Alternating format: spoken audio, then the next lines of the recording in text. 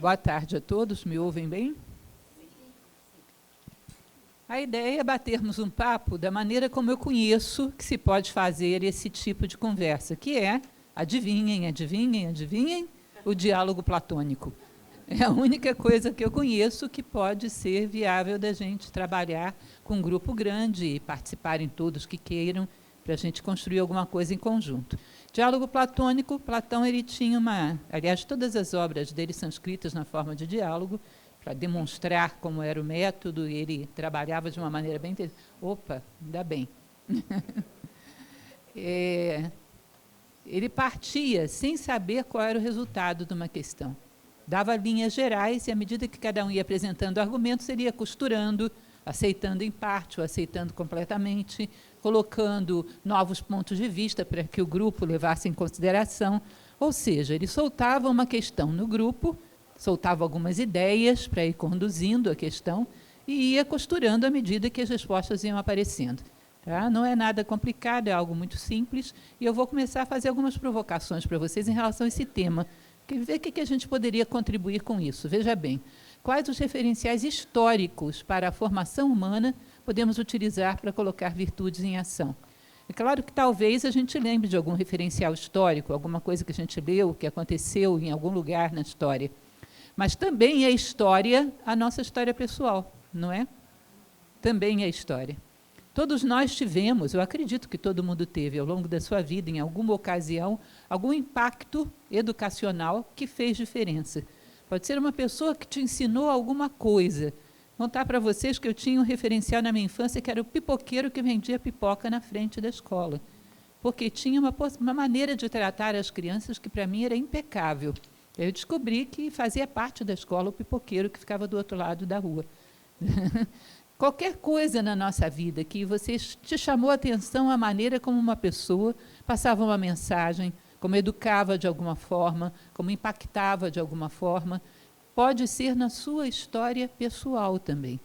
Pode ter sido aquele parente ou alguma pessoa que você conheceu, ou algum professor da tua história, elementos pedagógicos que você já viu dando certo. Tá? Eu ouvi dizer que na Índia havia isso. Eu conheço umas histórias boas da Índia, que é uma maravilha, vou até contar para vocês. Boas histórias de como se educava lá, um gênero que eles utilizavam, que era o Niti Shastra. No meio da conversa, vou botar também a minha opinião e vou falar. Mas também vale a história pessoal de cada um. Quero que vocês me digam, de toda a história que vocês conhecem, quer seja de terceiros, quer seja de vocês, quer seja história da humanidade mesmo, exemplos de educação que deu certo, que foi formativa, que impactou, que fez diferença. Dá para a gente começar pensando nisso? Então, vou contar para vocês, em primeiro lugar, só para começar dando a minha contribuição e embalar um pouco o processo, como era na Índia, durante muito tempo. O gênero Niti Shastra, que eles chamavam de instrução útil, eles tinham um objetivo, que era educar através da contação de histórias. E isso era fortíssimo na Índia. Eu acredito que muito do que a gente recebeu, acredito não, isso é histórico, passou via Índia, pelo mundo árabe, veio para a Idade Média, aquele tanto de contos de fada, tiveram uma influência fortíssima da Índia. Veio muita coisa de lá. E aí eles tinham esse hábito. Aliás, vocês sabem que a Índia utiliza história até para a medicina. Eles consideram que a doença é um desequilíbrio, e a medicina ayurvédica procura recuperar o equilíbrio através, entre outras coisas, de contação de histórias. Tá? Então, conta-se uma história, e isso é a origem de um livro muito famoso, que depois vou falar para vocês, que havia um rei que tinha 3 filhos, crianças, os 3. E os 3 seriam herdeiros do seu reino, que ele pretendia dividir pelos 3. Só que os meninos não gostavam de estudar coisíssima nenhuma. Não eram dados ao estudo. Aí, um dia, o rei reúne todos os sábios do reino e diz: quero ver quem de vocês consegue educar os meus filhos. Estou muito preocupado, porque serão meus sucessores, e não consigo educá-los em nada, não suportam nenhuma forma de educação. E aí um deles, que se chamava Vishnu Sharma, ele se ofereceu e disse: sim, eu posso educar os príncipes, majestade, pode deixar comigo. Tá certo, então tente. Aí um dia que os príncipes estavam brincando, sentados sob uma árvore frondosa, de repente passa Vishnu Sharma ali, eles não o conheciam, ele passa com a sua bengalinha, diz: como estou cansado. Posso me sentar debaixo dessa árvore com vocês, meus jovens? Ah, claro, pode, sem problema. Ah, esse dia me lembra o dia em que aquele herói, saindo do seu palácio, saiu para uma aventura, fez tal coisa, tal coisa, tal coisa, tal coisa. Ele contou uma história maravilhosa. E, quando ele terminou, essa história me lembra uma outra, tá? Que não era um príncipe, mas era um lenhador, também saiu para fazer tal coisa. No auge da história, ele para. Ah, minhas costas doem. Minha casa está tão longe, eu não posso ficar mais. Vai anoitecer, eu tenho um longo caminho pela frente, não dá para eu ficar mais com vocês. E os garotos, como assim? Como termina a história? Ah, vocês estão interessados? Estamos. Ah, que legal. Amanhã eu passo por aqui. Se vocês, por acaso, estiverem aqui, eu termino de contar a história. Claro, pontualmente os garotos lá. Se fosse chamada de colégio, não estariam tão pontuais daquele jeito. Pontualmente os meninos lá. Ele chega, termina de contar aquela história e já emenda em outra. E, quando a outra ia bem, que era uma maravilha, ele, não dá mais, está ficando tarde, preciso continuar minha caminhada para casa, mais um dia. E isso dura 1001 dias, não precisa dizer que isso teve influência direta sobre as 1001 noites. Ai, meu Deus, que coisa! É o frio da sala que está me travando o maxilar. As 1001 noites tiveram sua base, sua origem na Índia, para quem não sabe. Ele vem de um livro chamado Katha Sarit Sagara, Oceano dos Rios de Contos. Foi uma adaptação para o mundo árabe do Katha Sarit Sagara. Tá? Então, Vishnu Sharma ficou 1001 dias contando histórias para aqueles meninos. No 11º dia, ele chegou para o rei e disse: te entrego os teus filhos educados. Hoje ainda existe esse método, eu, inclusive, sou professora disso, que se chama storytelling, que é de saber criar uma boa história como um mecanismo de educação. Eu tive uma avó boa contadora de histórias, e aquilo me impactava muito, me chamava a atenção, porque eu não esqueci nunca. Eu fico imaginando quantas e quantas aulas assisti na minha vida, e esqueci quase tudo. E as histórias da minha avó não esqueci de nenhuma. Saber colocar dentro de um contexto que envolva a criança ou adolescente, saber passar uma mensagem, eu considero que foi um gênero muito interessante que a Índia utilizou e que, via a Índia, veio para o Ocidente, vieram os contos de fada, na Idade Média isso era utilizado demais, tá? E ainda nos nossos dias existe essa possibilidade. Então, eu coloco isso como um pontapé inicial. Eu conheço esse gênero de educação, que é através de histórias. E aí, quem é que poderia dar um segmento para mim? Alguma coisa. Pode ser uma história pequenininha, alguém que eu vi ensinando alguma coisa. Nossa, vai ser uma correria esse microfone para lá e para cá. Temos que ter uma maneira de fazer com que ele faça menos ginástica, né? Sou professora, e quando eu estava no ensino médio, no 2º ano, eu tive uma professora de matemática, e ela, no primeiro dia de aula, chegou na sala e falou uma coisa que eu sempre repito no primeiro dia de aula com os meus alunos. Ela falou: nós vamos fazer uma negociação agora. Tudo que eu fizer, vocês podem fazer. Se eu agredir um outro professor, vocês podem agredir um professor. Se eu agredir um colega de vocês, vocês também podem. Se eu desrespeitar qualquer pessoa da nossa escola, vocês também podem fazer. E se eu for falar um palavrão, qualquer coisa que eu fizer, vocês estão no direito de fazer também. Mas, se nada disso eu fizer, vocês também não podem. Eu sou o exemplo de vocês. A postura de vocês vai ser referente à minha. Tudo que eu fizer, vocês podem fazer, mas o que eu não faço, vocês não têm o direito de executar também. E foi um ano muito, muito bom para todos nós, que a gente, dentro da sala, nós nos respeitávamos muito, porque essa era uma professora de matemática que estava com a gente 4 vezes por semana.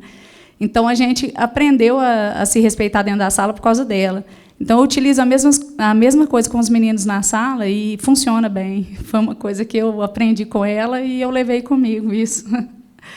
Bonita ideia, né? Ela se colocou como exemplo e ela foi o exemplo. E gerou uma tendência para o grupo, ou seja, colocar-se como exemplo. Bem interessante. Mais um? Vamos lá. Lembrando do Rubem Alves, que eu gosto muito, é bem curtinho, tá? A coisa do macarrão, lembra? Quando ele Só fala... um instante. Eu gostaria que vocês falassem o nome de vocês primeiro, porque assim a gente acaba se conhecendo. Né? Eleusa. Eleusa. E é bem interessante o Rubem Alves, quando ele fala que estudar para o vestibular, que passa um pouquinho tempo depois da prova, se passar para o de macarrão, o que fica de conhecimento? Daquilo foi inútil para a prova, sem sentido depois, não tem mais sentido. Né? Então, a educação tem que ter sentido. Uhum. Era você que tinha levantado? Meu nome é Viviane. Eu já até tinha conversado com a professora Lúcia Helena. Eu fiz uma viagem com a minha família para o Marrocos e eu tenho um filho com síndrome de Down. Então, como a gente, quando tem um filho especial, a gente está muito acostumado a ter olhares, às vezes, um pouco preconceituosos, às vezes, um pouco diferentes, né?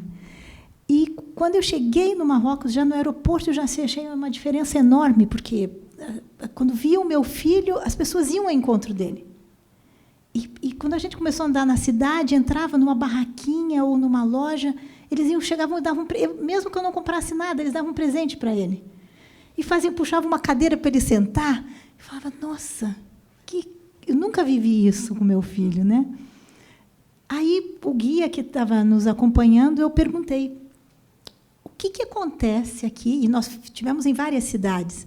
Falei, o que acontece?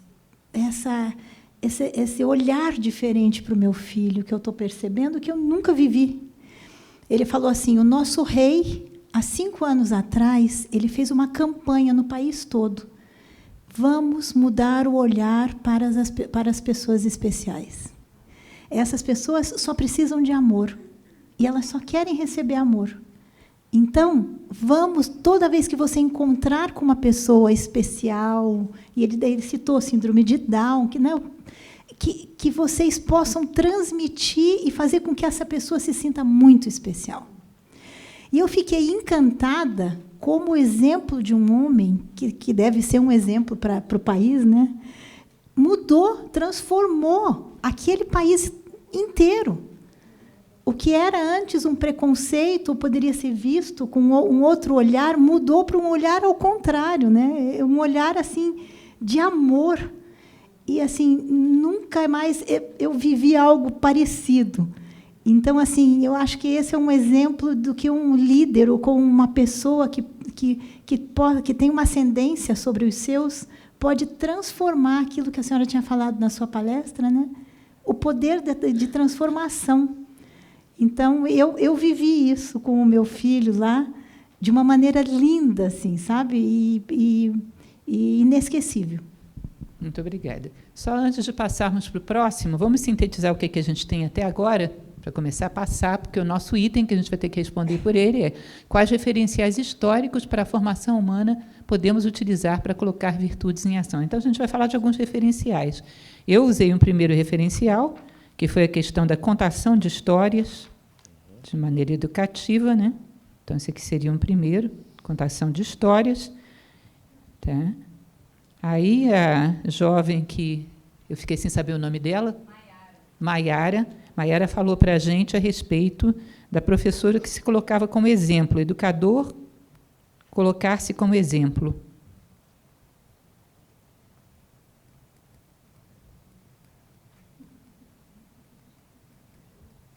E essa foi bem explícita, ela não só quis ser exemplo, ela contou para todo mundo que o exemplo era ela.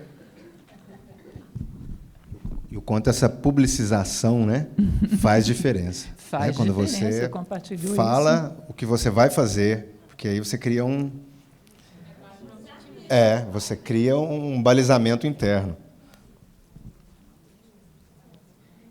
E aí ela falou a respeito da frase do Rubem Alves, né? Educação deve ter sentido, senão ela é esquecida. Dar sentido aos ensinamentos para que não se percam. Né? Dar sentido, só para a gente ir progredindo juntos.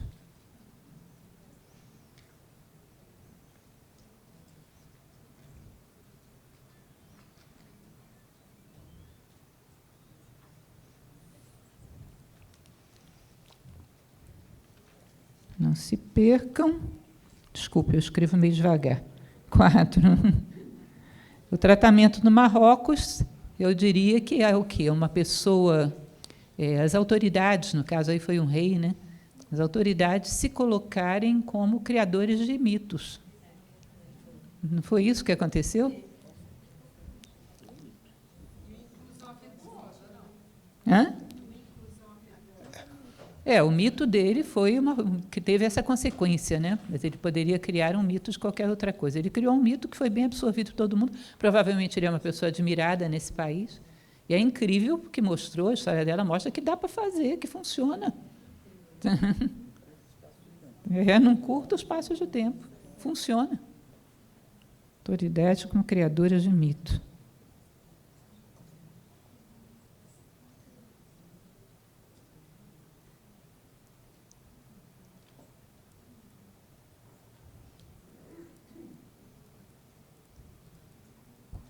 Pronto, você quer contar uma história? Agora, aqui. Espera aí, mas antes de passar para ela, estou perguntando você. Não. Então, deixa eu só contar uma, para dar um pontapé inicial na segunda parte, bem pequenininha. Eu falei para vocês que a gente, em Nova Acrópole, ensina filosofia para crianças a partir de 4 anos de idade, né? E tem uma passagem, um exercício que a gente faz, que eu gostaria de compartilhar com vocês.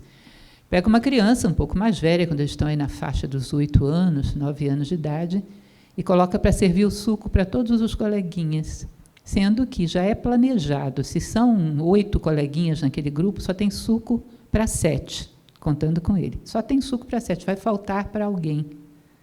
E a ideia é que essa pessoa, quando perceber que vai faltar para alguém, faça faltar para si próprio, porque honra é mais gostoso que suco. Que ela comece a se orgulhar de que se alguém tem que fazer o sacrifício, que seja ela. Isso é uma coisa que gera um clima no grupo que você não faz ideia. Eles começam a tomar isso como meta. Tá? Se alguém tem que se sacrificar, que seja eu. Honra é mais gostoso que suco. Honra é mais gostoso que chocolate. Honra é mais gostoso do que seja o que for. Tá? Começar a fazer, como é que a gente poderia colocar isso? Sugestões sobre como é que a gente pode colocar isso. Oportunidade de valorizar as virtudes, podia ser?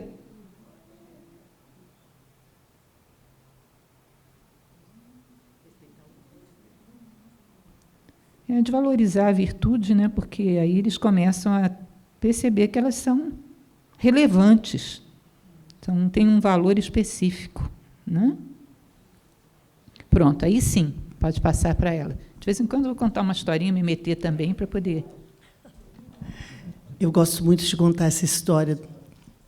Meu nome é Cleide. Uma história que eu vivi com o meu pai.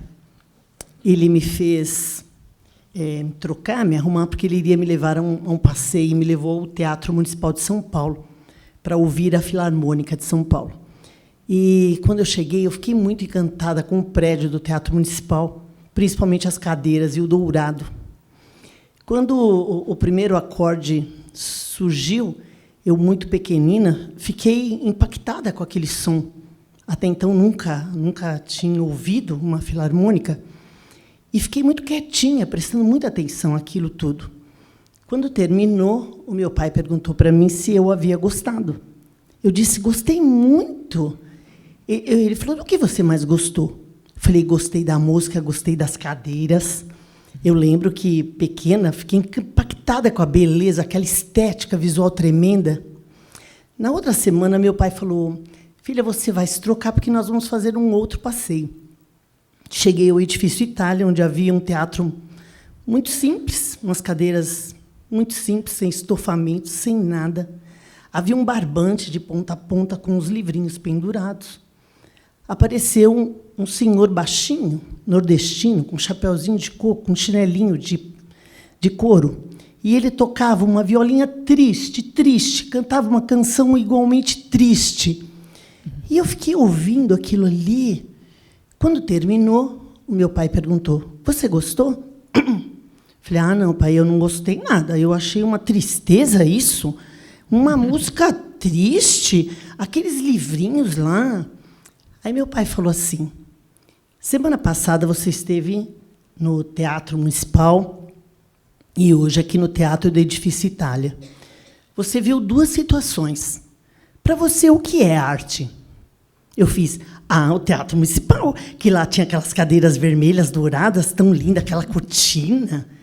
Aí meu pai disse, então, tudo é arte. Tudo que o homem produz é arte. Existem várias classificações para a arte, mas todas elas muito valiosas. Então, existe a arte clássica, a arte popular, a arte contemporânea. E aí ele foi me explicando as artes, e, a partir daí, ele me fez percorrer os museus, onde eu tive a oportunidade de ver a arte. Foi um dia, eu devia ter uns 12 anos, e isso mudou a minha vida para sempre. E mudou, inclusive, o educador que eu sou, porque, a partir daí, eu aprendi a valorizar tudo que está próximo a mim. E aí eu entendi o quanto a arte é importante para escoar a alma e as dores da alma, do corpo, porque você expressa na arte aquilo que você sente. E isso foi impactante para mim. Eu conto para você essa história vendo meu pai conversar comigo. Eu acho que algumas mudanças são definitivas na vida do outro, e eu acho que essa virtude que o meu pai passou para mim, de olhar a diferença, o simples e tudo que existe como belo e como arte, fez toda a diferença para mim. Muito bonita a história, parabéns. Aqui eu pegaria duas coisas, viu? 2 itenzinhos para a nossa lista dessa história, porque, em primeiro lugar, é o óbvio, que é a educação através da arte, né? Que foi uma coisa maravilhosa que ele fez com você, mas ele fez mais do que isso. Educação através da arte foi um exemplo. Mas ele fez uma outra coisa, sabe o que foi? Existe um método dentro da filosofia, o contraste gera consciência. Ele soube usar do contraste para dar para você uma consciência de que determinadas coisas têm uma forma, outras têm outras, mas que a arte não é isso. A arte, na verdade, é a beleza que se expressa de um jeito, ou de outro, ou de qualquer outro. Tá? Não sei se vocês entendem essa ideia do contraste. Se a gente pega, por exemplo, a toalha dessa mesa, se a toalha fosse toda branca, se a sala fosse toda branca, a gente talvez não desse muita importância para o branco. Mas, quando termina o branco e começa a parte negra, no contraste a gente percebe os dois. No contraste entre 2 sons, a gente percebe os dois. Não sei se vocês sabem, Pitágoras, o grande filósofo, costumava dizer que o universo o tempo todo soa uma nota musical, a música das esferas, né? Que soaria uma nota o tempo todo. A gente não percebe, sabe por quê? Porque não tem contraste.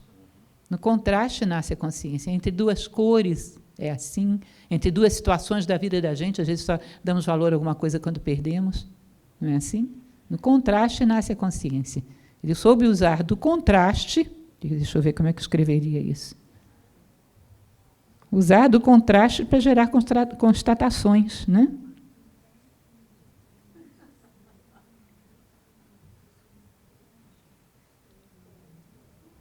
Eu falo isso para vocês porque isso também era utilizado, por exemplo, Platão na sua academia, Aristóteles no seu liceu, também usavam dessa ferramenta.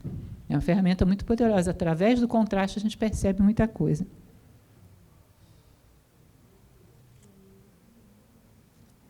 Pronto, quem mais tem uma história maravilhosa para contar para a gente? Bom, como eu não vejo uma rigidez formal, eu vou contando algumas pequenas historiazinhas da minha passagem e ajudar a lembrar esse encontro com o professor Antônio Carlos, há tantos anos atrás, até mesmo antes da gente criar o Instituto Iamar, né? Sou o Juscelino Martins, presidente do Conselho do Iamar, e filho do Iamar, que é o Ialair Martins, né? Mas, enfim, então essa história começa que a gente já apoiava uma instituição aqui em Uberlândia, do João Bittar, não sei se alguns de vocês vão ter conhecido, que ele trabalhava muito com, talvez, uma educação complementar ao clássico, onde ajudava as crianças no horário a tocarem um violão, um contraturno, né, que chama, né, Lindamar? Um contraturno, e eram crianças da periferia, em dificuldades, porque, às vezes, pais drogados, enfim, essa coisa que, infelizmente, tem muito pelo Brasil. E nós convidamos o professor Antônio Carlos para vir em Uberlândia dar uma palestra com empresários, e mobilizamos bastante para ajudar e visitar lá essas casas. Como é que chamava? No lar, né? E eu não conhecia o professor Antônio Carlos, foi até indicado por outra pessoa que eu admiro demais, um grande empresário, o Lins Norberto de Pascoal, e éramos amigos, chegamos até a ser sócios. Enfim, são muitas histórias, eu tenho que resumir aqui, porque o tempo é curto. Mas o fato é que, quando a gente foi lá visitar o lar, eu fui num carro que eu tenho, né, que não precisa dizer, pela sua família bastante afluente, é um carro importado, gigante, muito bonito. E entrei, estacionei assim, logo na porta da escola, quando as criancinhas estavam saindo de uma maneira bem educada, em fila, assim, bem disciplinado. E eu saindo num carro, exuberante, né? A criancinha correu, fugiu daquela fila lá, ela teve aquela coragem de sair da corrida, correu assim, mais ou menos uns 10 metros no meu alcance, estava descendo da porta do carro, ele olhou para mim, ele era uma criança de uns 8 anos de idade. Moço, moço! Ele foi assim, os professores talvez querendo segurá-lo, e ele olhou bem para mim assim, isso tem uns 20 anos atrás. É bom ser rico? E aí voltou correndo para a fila lá. Eu acho que isso influenciou bastante, porque como é que eu vou fazer da potência e daquele destino, daquele privilégio de ter nascido, digamos, com condições, com oportunidades, como é que eu vou fazer a diferença, né? E eram crianças que tinham outras histórias muito interessantes ali, porque quando abria um novo lar e fazia aquele recrutamento, de repente tinha crianças lá que comia e ela tinha uma disciplina muito interessante, não poderia ter desperdício. Então, vamos supor uma sala desse tamanho aqui, com, sei lá, com 50 crianças, todas elas próprias iam lá se servir e podia repetir e pôr a quantidade. Existia uma regra que a soma de tudo que sobrasse dos pratos não podia preencher um prato só. Então, as crianças punham e comiam, e não podia deixar sobrar. E aí, elas, tudo crianças, assim, foram fazendo isso. E aí, uma das crianças lá notou-se que comeu e repetiu, e repetiu, e repetiu. Aí, uma das orientadoras lá, as professoras lá, chegou e falou assim, olha, menino, você não pode comer tudo assim, você vai passar mal. Aí, a criança olhou e falou assim, olha, dona, eu já vi passar mal na minha família, no meu entorno, de não comer. Agora, de comer muito, eu não sabia disso. Enfim, então, acho que tá bom, tem 1 milhão de histórias para contar, mas uma das coisas que eu queria também, talvez, como o voto de Ulisses lá, vocês me amarram aqui e podem me desobedecer e se estiver encantado pelas sereias. Mas outra experiência que eu tive também com Maturana, é uma pessoa que também muito me influenciou, discutia muito com o professor Antônio Carlos sobre esses ensinamentos, essa visão do Dr. Humberto Maturana, e fazendo alguns cursos, que eu já fiz vários com ele, no Chile, foi quando o Dr. Maturana estava fazendo 80 anos de idade. E ele estava assim como a Lúcia aqui, em pé, só que era o dia inteiro, e com 80 anos, foi na semana do aniversário dele, aí, uma hora no intervalo, ele sentou um pouquinho, eu cheguei do lado dele, mas, doutor Maturana, com essa sua energia, 80 anos você está fazendo, como é que é isso? Aí ele olhou para mim rapidamente e falou assim, não me lembra, não. E aí, um ano depois, sei lá, algum tempo depois, talvez já aí com uns 85 anos, aqui em São Paulo, eu fui fazer um outro curso com ele, com a mesma energia, ele era um pouco teatral, ele demonstra, ele caminha, né, ele faz essas coisas todas. E aí ele deu uma resposta mais um conteúdo mais... Eu falei assim, olha, doutor Maturana, uma vez te perguntei, você falou, não lembra não, mas eu estou aqui de novo, né? E como é que é? O que você faz para manter essa energia, esse entusiasmo, aos 80 e tantos anos de idade? Aí ele me falou o seguinte, olha, é porque eu faço sem esforço o que eu gosto. Eu estou muito em linha daquilo que eu sempre quis fazer e, portanto, eu me sinto com bastante energia para continuar fazendo isso. E, infelizmente, ele agora já faleceu aos 92 anos.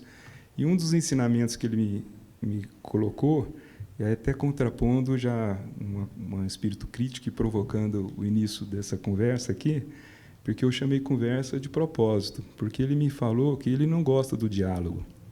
Então, em 2000 anos à frente de Platão, porque ele acha que o diálogo implica uma certa separação, é um convencendo o outro, ou digamos, é um balanço, é uma diferença. Ele prefere usar o termo conversa para falar que se dá a volta juntos, versar com, né? Então, construir numa cooperação. Então, ele prefere chamar um filho para uma conversa, chamar um amigo para uma conversa, mais por um diálogo que tem um certo antagonismo, né? A e B, dialogando.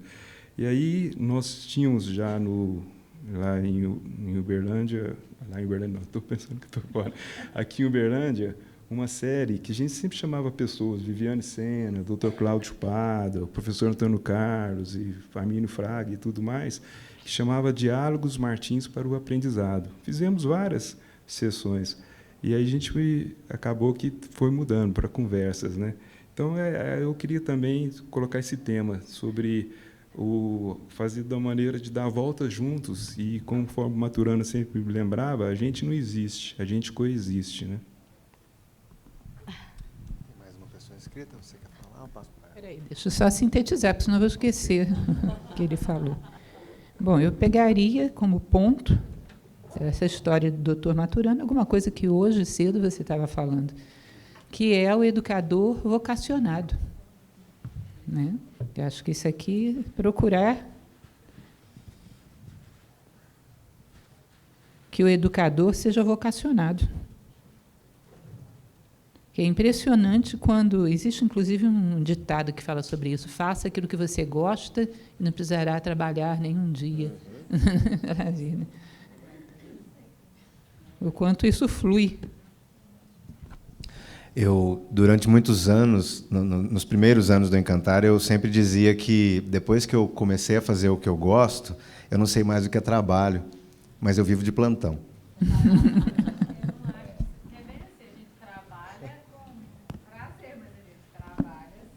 Sim, sim, claro. É uma forma de dar exatamente esse lado positivo, né, do trabalho.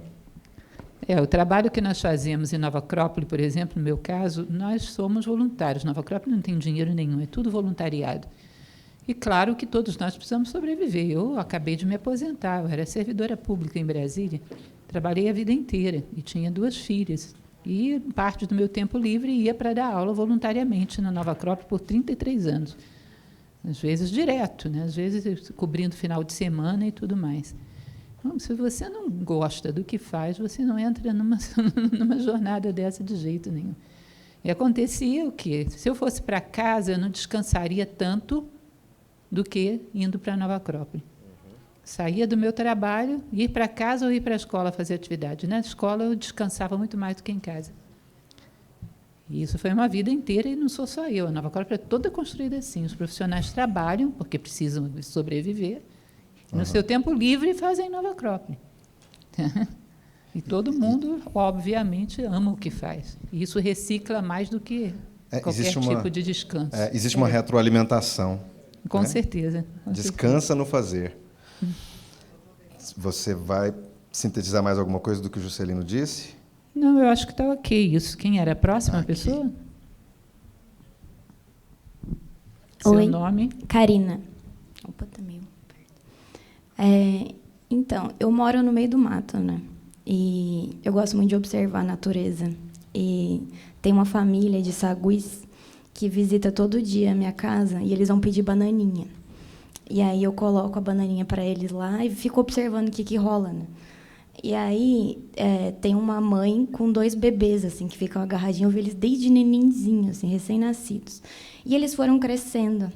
E uma coisa legal é que eles começaram a sair da mãe e começam a passear por outros membros da comunidade, que eu não sei se é família, se é primo, sei o que é, os outros macaquinhos. Então, os macaquinhos eles saem da mãe, vão para a tia, depois vão para o amigo, vão para não sei o quê, e todo mundo dá bananinha, ensina eles a comerem, porque eles estavam desmamando. E aí me gerou assim uma reflexão de as crianças na natureza, no caso dos macacos, são da comunidade, né? Todos cuidam, todos educam, todos cuidam. E é lindo a gente poder usar isso também para a gente, né? Aprender com eles. Então, as crianças são da comunidade. Não é porque eu não pari que eu não posso educar, né? E é isso. É muito bonito isso. Vocês sabem. Vou aproveitar as entrelinhas para dar aula de filosofia. Vocês não ficam com raiva de mim, não, né? Porque Platão sugere isso na República, que os governantes, os guardiões, que eram aqueles que governavam a cidade, todos que tivessem filhos numa mesma época, os filhos iam ser embolados e você não ia saber qual era o seu. Aí imagina que você tenha, sei lá, 10 casais tendo filhos. Imagina, que essa criança que nasceu, ela vai ter 10 pais, 10 mães, né? Mais não sei quantos avós, não sei quantos tios, não sei quantos primos. Chegou um determinado momento que toda a sociedade era parente de todo mundo. Ele dizia que um dos amores mais puros que tem é entre pais e filhos. Porém, ele tem um vício, que é só o meu filho que merece esse carinho todo, o do outro não. Então, ele acabava com esse problema, acabando com essa noção de qual é o meu. Espera só um pouquinho. Já. Essa observação que ela nos relatou me lembra um provérbio africano. Para educar uma criança, precisa de uma aldeia. Uhum, né? Muito bonito. Ela aqui quer fazer uma observação também?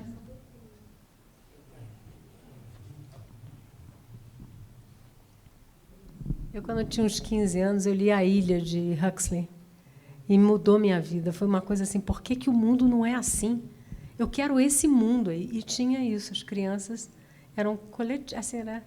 Toda a comunidade cuidava. E é o aqui e agora. Né? Passavam aqueles pássaros que falavam, sei lá, como é que era o nome? Lembra? Que ficaram extintos, mas eles falavam, passavam aqui e agora, o tempo todo. Esqueci o nome. E as crianças eram cuidadas por todos. Muito bonito isso. Como é que a gente poderia sintetizar isso? Vocês sugerem alguma coisa? Na educação, ensinar a considerar a humanidade como família, será que estaria bom? Compartilhar responsabilidades. Não só compartilhar responsabilidades, mas sentir todo mundo como família mesmo, um ato de amor, né? Amor. Ensinar a considerar a humanidade como família. Vem a responsabilidade, mas vem também nas necessidades, o apoio, o ombro, ou seja, tudo. Tratar a humanidade como família.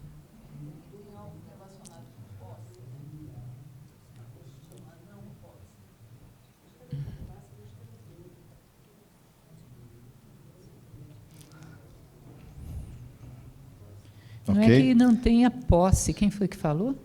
Não é que não tenha posse, mas é que essa posse vai se estendendo de tal maneira que daqui a pouco você é de todos e todos são teus. Você simplesmente pegou uma coisa que era muito boa e estendeu para todo mundo. E tira um elemento, que é o elemento contaminador da relação entre pais e filhos, que Platão fala, que é o egoísmo. Essa criança é super linda e especial. Por quê? Porque saiu da barriga mais especial do universo, que é a minha. O do outro já não é tanto, já não tem tanta importância. Tem uma pessoinha que eu estou vendo lá na última fila, que faz um trabalho sensacional, que é uma associação que eu conheço, que vocês talvez conheçam, que se chama Fraternidade Sem Fronteiras. Muito bom você ter vindo, muito obrigada. E você tem uma história para contar para a gente? Não é possível que dentro de uma associação tão... Faz um trabalho lindo, esse trabalho dele é maravilhoso. Terminou o nosso tempo? Não, nós temos 10 minutos. Eu tenho uma historinha, professora. Tem uma historinha? Eu quero compartilhar uma história com vocês. Depois você passa para a história dele? Você falou que tem? Desculpa, eu entendi você falando que agora não. Tem? Não. Ok, vamos passar para a sua história. Então, mais uma instituição presente aqui, porque nós estamos num pool de instituições maravilhosas. Né? Está aí a Fraternidade Sem Fronteiras. Boa tarde, pessoal. Obrigado, professora. Muito obrigado. Ainda mais com a fala dela, agora a gente tem uma história para contar. Eu estava até compartilhando. Então, meu nome é Rodolfo, eu sou voluntário da Fraternidade Sem Fronteiras, sou médico oncologista, e eu estava até compartilhando com o Dr. Marcos, estão vendo aí também, que a gente viaja junto, né, nessas caravanas de saúde. E aí a gente estava numa aldeia no interior de Moçambique, E aí muita escassez. E aí uma aldeia com muitas dessas aldeias são muitas crianças órfãs. E aí, nessa dificuldade, porque às vezes tem uma endemia de HIV, então o pai e a mãe falecem, as crianças ficam lá, e aí a comunidade, elas vão cuidando uma da outra. Foi muito encaixado, né, as histórias, que a comunidade vai cuidando, a aldeia vai cuidando, vai criando. E eles falam sempre de uma energia que fica, o poder dos ancestrais, que as virtudes, eles captam isso, eles sempre falam, a gente pode passar a dificuldade que for, passando fome, estamos morrendo, mas a gente sempre tem que resgatar essa virtude que está sendo passada dos nossos ancestrais. E aí a gente observando e ele comentando, e aí vamos ver como é que isso faz na prática. Aí tinha um dia de final de trabalho, todo mundo muito cansado, e sobrou uma bolacha recheada, e tinha uma criancinha lá, mais umas 10 de um lado. E aí eu falei, como é que eu faço? E ela olhando, pediu. Aí eu dei, na inocência, para uma criança. Juntou umas 10, mas umas outras 15. Eu falei assim, nossa, e agora? Essa criança não precisa de falar nada, não precisou de vir um adulto, não precisou de ninguém. Essa criança pegou a bolacha e ela foi cortando, foi picando. E engraçado que ela teve o cuidado, inclusive, de cortar em pedacinhos que ainda tinha um pouquinho do recheio. Até para não ser tão diferente. E ela, de uma maneira mágica, ela conseguiu distribuir para todo mundo, para todas as criancinhas. Eu olhei e falei assim, nossa senhora, eu falei assim, como é que a gente pode fazer isso para passar esse tipo de educação para os nossos filhos? E aí chegou uma mãe lá, de todos, estava explicando de uma filosofia que eu também não conhecia, que eles falaram do Ubuntu, e está na moda. Mas é uma moda boa, porque lá é de muito tempo, e ela estava explicando que é na fortaleza um do outro que todos se fortalecem. E ela olhou e falou assim, é na sua fortaleza de ter vindo aqui, ter feito esse trabalho, ter distribuído, que isso eles aprendem e a gente tira a fortaleza um do outro. Porque porque todo mundo não tem jeito. Então, numa situação de dificuldade, se um pega só, ele não consegue chegar sozinho. Então, o pensamento a gente consegue chegar em todos os lugares se todo mundo ir junto. Aí eu aprendi. Ótimo. Essa filosofia Ubuntu, a gente pode até colocar o nome dela concretamente, porque ela é uma filosofia da colaboração, né, da fraternidade, do desenvolvimento da fraternidade, caso Ubuntu.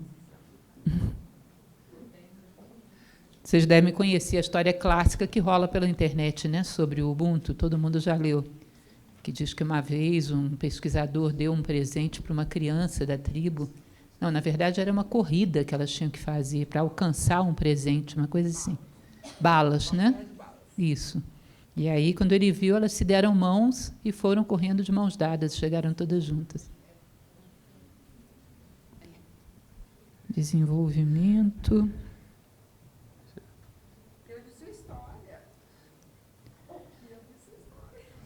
Vai contar. Seria mais um sentido de empatia, né? O que você acha? Mais empatia?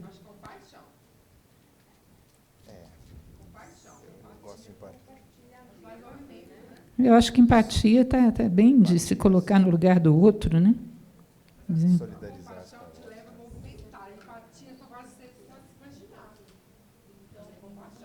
A empatia é bem prática também. Empatia é saber se colocar no lugar do outro, né?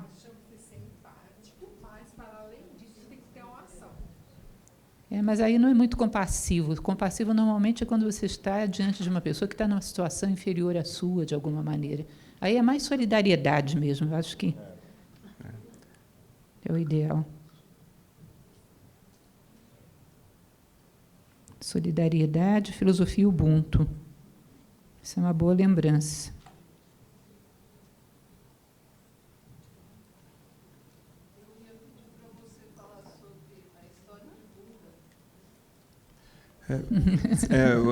Antes, talvez, de continuar, eu vou apresentar o Dr. Marcos aqui, que vai contar uma história muito importante para nós. E eu estou apresentando o Dr. Marcos porque o Dr. Marcos é o médico, vocês não podem estar presente aqui com o Alair Martins, mas ele talvez é o médico que permite que o Alair Martins esteja patrocinando o Instituto, e ainda com muita saúde, com muito vigor, aos seus quase 89 anos, que o Dr. Marcos, então, digamos, não precisa dizer da reputação e da qualidade, como um dos melhores médicos que nós temos, doutor, inclusive, com doutorado nessa área cognitiva, né, enfim, é um médico extremamente importante da nossa cidade e convites para o mundo todo, mas ele tem viajado pelo mundo, no Fraternidade Sem Fronteiras, e encontrou, no trabalho dela, um personagem que eu pedi para ele compartilhar com todos nós, que é incrível, sobre o poder do humano, né? Porque o professor Antônio Carlos, ele até comentava que é talvez papel do Estado investir na mitigação da pobreza, né? Numa coisa de emergência, mas o papel nosso é investir na riqueza das pessoas. E então o Dr. Marcos, de certa maneira, ele investiu e vai contar essa história para nós, uma das pessoas voluntárias lá. Obrigado. A história é uma história que marcou profundamente a minha vida dentro das ações voluntárias na África Central, precisamente num campo de refugiados de guerra, chamado Dzaleka, que fica no Malawi. E a forma, já que lá nós temos várias nacionalidades de refugiados, todos marcados não só pela miséria, mas principalmente pela violência, a forma que nós tínhamos como trabalhar com essas pessoas de várias origens e, portanto, várias formações de língua, é que nós tivéssemos oportunidade de interagir com intérpretes. E a história do meu intérprete, que depois virou um agente de saúde nesse campo, me marcou muito, porque 3 meses antes dessa minha ida ao Malawi, eu havia perdido a minha mãe por acidente, 4 meses antes o meu pai. Então, passava por uma situação assim de introspecção forte quanto a perdas, e principalmente da figura de pai e mãe. E esse intérprete, o Anderson, que foi aleatoriamente, acredito eu hoje não, obra de Deus, para estar comigo, ele tem uma história que vale a pena ser publicada.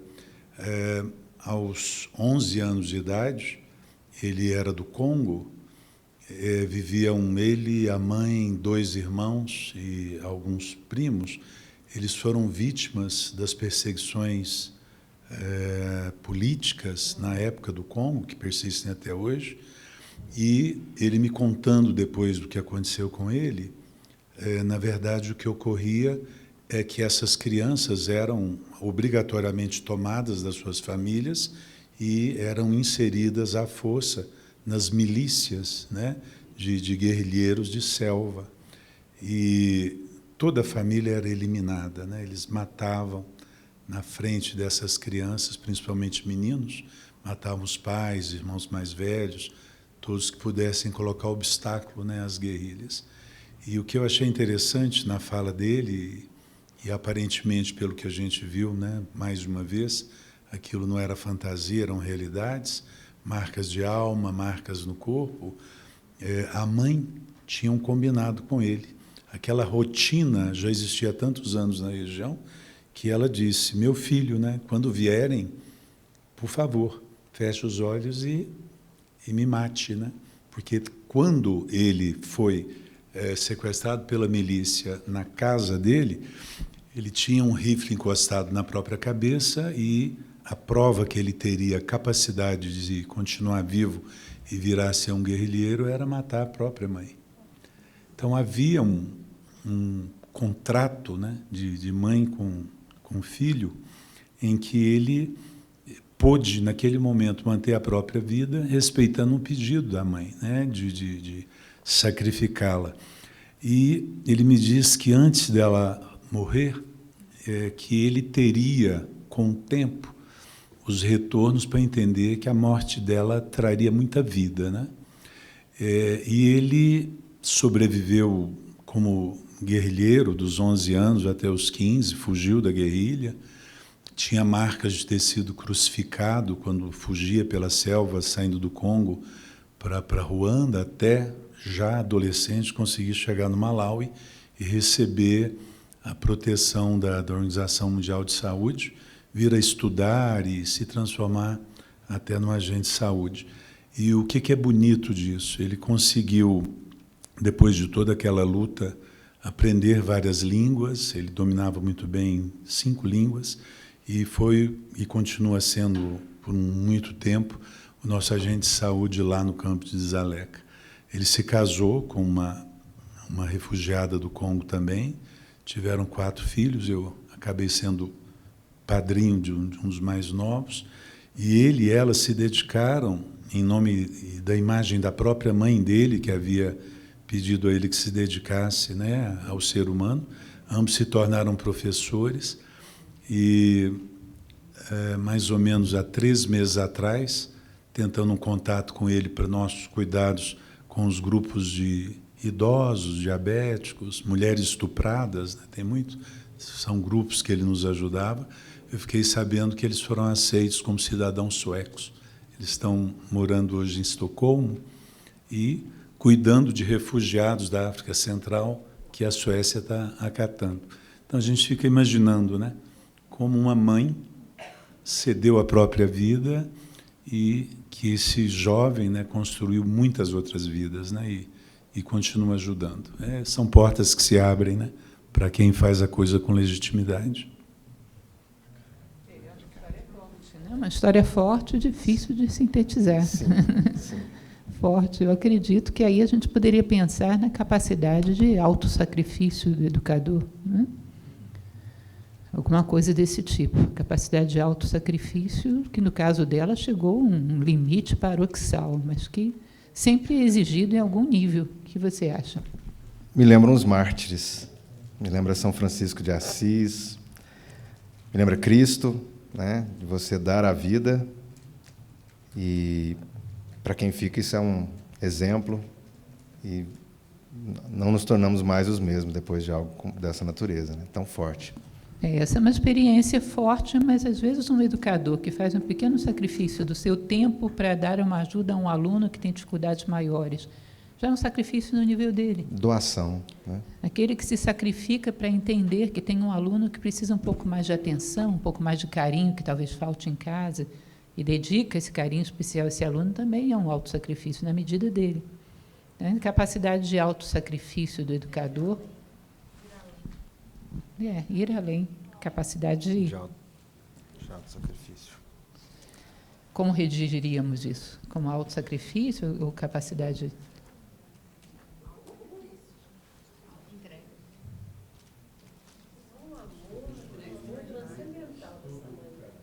O caso dela é um caso extremo, mas como é que a gente poderia reduzir isso a um educador, que ele também faça isso em alguma medida? A doação é um bom nome. Sim, eu gosto de doação também. Pode ser. Mais suave do que autossacrifício, né? Sim. Capacidade de doação do educador.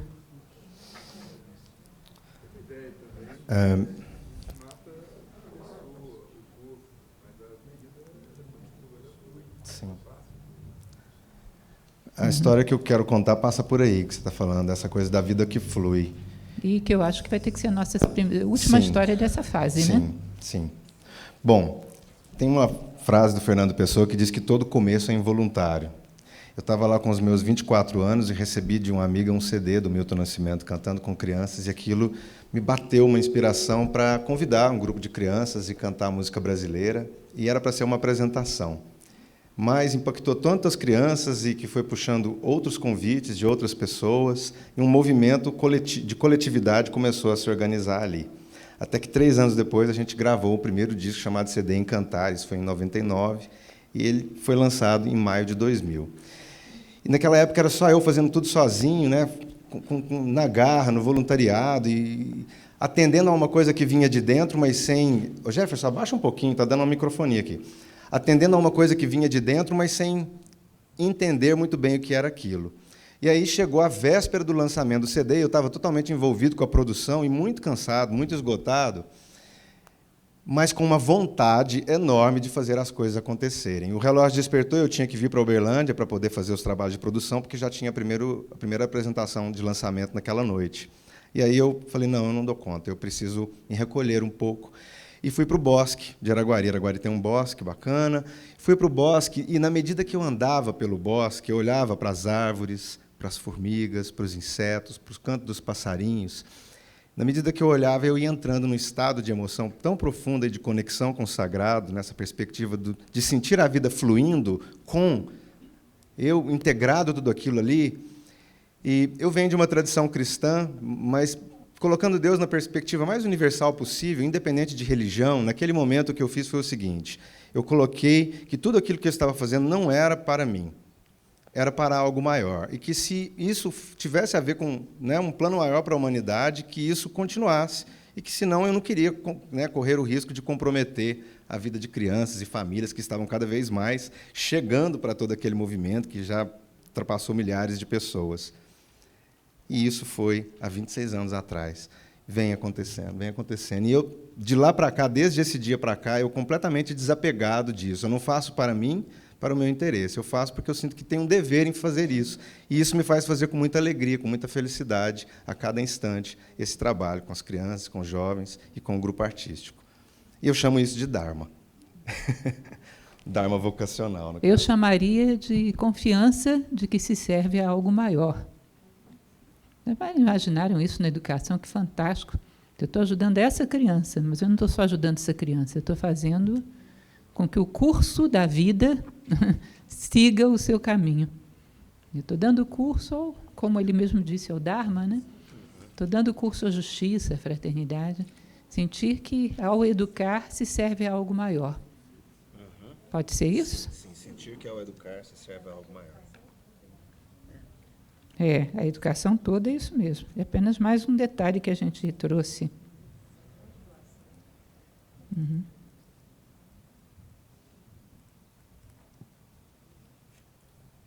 Se existe uma passagem, deixa eu só contar para eles antes de terminar esse bloco. Deixa eu terminar minha anotação aqui.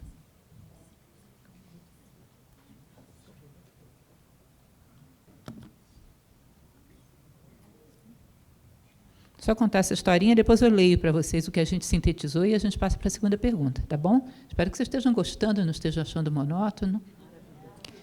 Entre os incas, você está gostando? Entre os incas, eles tinham isso. Quando os incas se enfrentavam, eles iam enfrentar outros povos, porque foram grandes conquistadores, né, fizeram um império fora do comum. Eles faziam uma série de orações aos seus deuses, a Inti, a Pachamama, e pediam que o vitorioso não fossem eles, fossem os mais justos. Você imagina o que é ir para a guerra e pedir uma coisa dessas? Que o vitorioso não sejamos necessariamente nós, que seja o mais justo. A pior coisa do mundo é vencer com a injustiça. Se a justiça não está conosco, que a gente não vença. E o cidadão está indo para uma guerra e pede uma coisa dessas. É um povo que vivia aqui do nosso lado. Cada coisa fantástica, impressionante. Lembra a Batalha de Kurukshetra? Lembra. Bom, então deixa eu só ler para vocês o que a gente sintetizou nessa primeira pergunta, que ficou muito legal. Seguinte, alguns exemplos de como usar da educação, não é isso? Uhum. Referenciais históricos de formação humana podemos utilizar para colocar virtudes em ação. Isso. Primeiro, a educação através da contação de histórias. Segundo, o educador colocar-se como exemplo daquilo que ele espera dos alunos. Terceiro, dar sentido aos ensinamentos para que não se percam, ou seja, fazer com que os ensinamentos transmitam algo mais do que simplesmente uma técnica momentânea, né? Quarto, colocar-se as autoridades, os professores, o educador, como criador de mitos que possam beneficiar o grupo. 5, criar oportunidades de valorizar as virtudes pelo grupo, criar oportunidades que eles deem valor às virtudes. Que mais? 6, usar da educação através da arte, usar do artifício do contraste para gerar reflexões, procurar que o educador seja vocacionado. Na educação, ensinar a tratar a humanidade como família, desenvolvimento de solidariedade, que é a filosofia Ubuntu, capacidade de doação e sentir que ao educar está servindo a algo maior. Essa foi a síntese dessa nossa primeira questão. Tá certo? E aí podemos partir para a segunda. Passamos um pouco do tempo, né? Não, está sob controle. Sob controle. Ok? Em quais aspectos nossa discussão pode contribuir para uma ação transformadora que nos aproxime da educação interdimensional? Em quais aspectos nossa discussão pode contribuir para uma ação transformadora que nos aproxime da educação interdimensional? Basicamente, não só a nossa discussão, mas também o que nós vamos nos comprometer a partir daqui a fazer da nossa vida, não é? Então, a nossa discussão gera um estado de consciência que eu vou sair daqui vivendo isso. Portanto, a gente poderia ampliar um pouco a pergunta para ficar mais fácil de responder. O que eu posso fazer para que essas coisas aconteçam? Fica claro isso?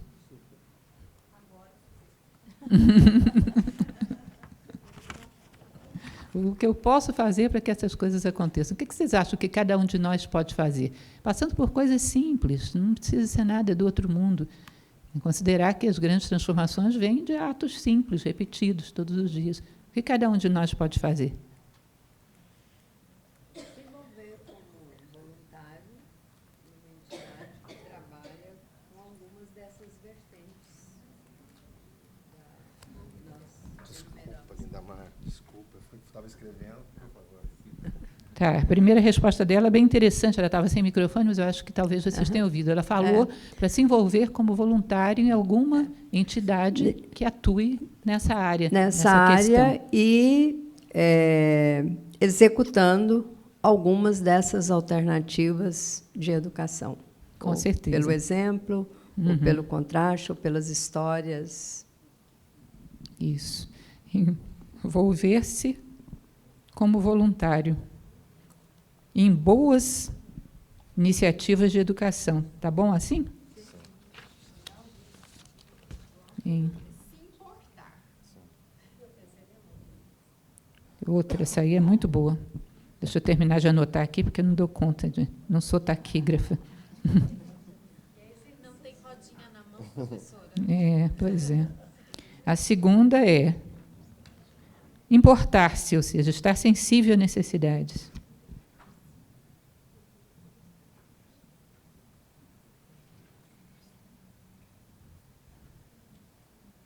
Estar sensível a necessidades, para ficar mais claro.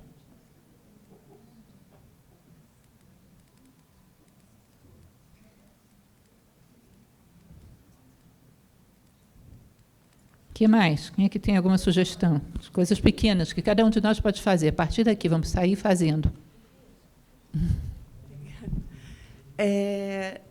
Eu aprendi uma frase um tempo atrás. Meu nome é Kátia, eu sou do grupo Pontapé de Teatro. E aprendi que assim, a gente não precisa saber de tudo, a gente precisa ter o telefone de quem sabe. Então, se a gente ampliar as redes de comunicação, de contato, se a gente já está perceptível, se a gente está com a percepção ampliada a respeito de tudo isso que foi dito aqui, se está sensível, e se a gente cria, de fato, uma rede eu não sei o nome que daria para essa rede. Uma rede de contatos. Rede de contatos, para que a gente possa... quantas pessoas aqui eu não sabia nem da existência, nem o que fazia. E, às vezes, é isso, a gente se encontra... Agora, graças a Deus, estamos nos encontrando de novo, mas a gente... Como fazer para as coisas não se perderem? E eu acho que é nisso. O mundo está digital, a gente está com muitas conexões, mas como fazer para não se perder? É cultivar os contatos também. É sempre a gente passar um para o outro naquele viés que eu sei que o outro faz. É o médico, é a professora, é o artista, é o grupo. A gente poder conseguir fazer esse cruzamento. Obrigada. Eu acho interessante essa sua colocação, porque eu fiquei impressionada hoje de manhã, não tenho tão boa memória assim, não consegui gravar, mas eu ouvi o nome de umas 10 instituições que estavam participando ali. A sua, o próprio IAMAR, e mais não sei o quê, a rede não sei das quantas, não sei o quê, e a IP, e não sei o que trabalha junto com a IP, e não sei quem que faz não sei o quê. A gente está aqui, aí dá pouco, a Fraternidade Sem Fronteiras, um grupo de pessoas bem-intencionadas, relacionadas. É impressionante, porque eu também trabalho para uma instituição, Nova Acrópole. Eu cheguei lá e falei, gente, mas o pessoal está falando a mesma coisa que a gente. E a gente começa a criar vínculos e relações, e daqui a pouco a gente se apoia, o que uma instituição não pode sozinha, junto com a outra pode. Não é interessante isso? O que a gente faz é uma rede solidária, de tal maneira que a gente conhece pessoas que estão caminhando na mesma direção, e vai se apoiando, vai construindo vínculos. Era muito comum existir instituições, no passado, existem até hoje, que você é membro daquela instituição, se você precisar de emprego, tem alguém na instituição que tem uma lojinha que pode te empregar, se tiver problema de saúde, tem alguém na instituição que é médico que pode te ajudar. Não existem essas redes, essas fraternidades, só que teriam que ser mais abertas, englobar mais gente, né? Quando a gente começa a pegar instituições bem intencionadas e conectar todas como se fossem órgãos de um corpo, isso tem um potencial explosivo, né? Aqui a gente tem muitas instituições nesse encontro, trabalhando em conjunto. Pode falar. Publicado aqui, uns 2 meses pela UFO, um catálogo com todas as instituições de Uberlândia, governamental e não governamental, onde o foco é a saúde. Mas não só saúde e hospital. Então, assim, está na internet, é de graça. É de graça. Eu leio os psicólogos. Vamos dizer, todas as instituições, todas as ONGs de Uberlândia, tem ONGs inimagináveis, maravilhosas em Uberlândia. Então, quem quiser saber, está na internet, viu? Já 2 meses. Esse catálogo tem 300 instituições. Com certeza a internet é um meio bom, mas tem sempre sua parcialidade, né? Porque o ideal é você conhecer pessoas de lá, para ver que a coisa é boa realmente. Porque, às vezes, através de um rótulo, esconde coisas um pouco estranhas. Porque a gente sabe que hoje se manipula os rótulos, às vezes, por intenções dúbias. Então, conhecer pessoas é a melhor saída. Conheço pessoas, sei qual é o espírito, sei como trabalham, sei qual é a intenção, é a melhor forma. Porque, senão, a internet resolveria os problemas do mundo. Está cheia de instituição. Algumas só são fachada, nem existem, para arrecadar recursos e tudo mais.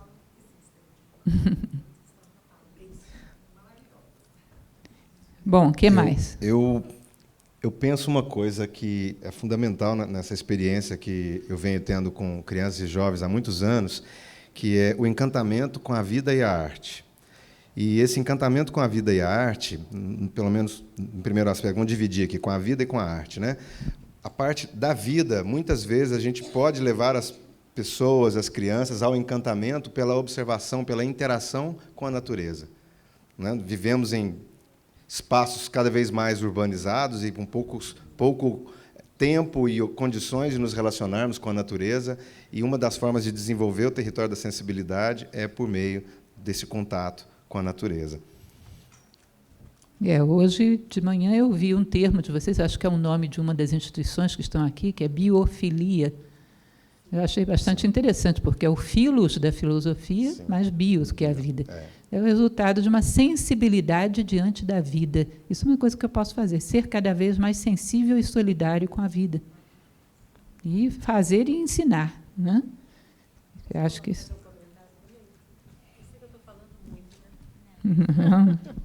Desculpa, eu estou falando muito. Mas é que eu acho que tudo que a gente está falando também tem que exercitar. Então, você tem que exercitar a solidariedade, você tem que se importar.